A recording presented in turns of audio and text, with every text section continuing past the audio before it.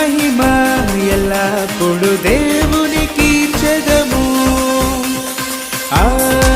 హల్లెలూయా హల్లెలూయా హల్లెలూయా హల్లెలూయా హల్లెలూయా హల్లెలూయా హల్లెలూయా స్తుతి మహిమ ఎల్లప్పుడు దేవునికి చెదము. హల్లెలూయా స్తుతి మహిమ ఎల్లప్పుడు దేవునికి చెదము.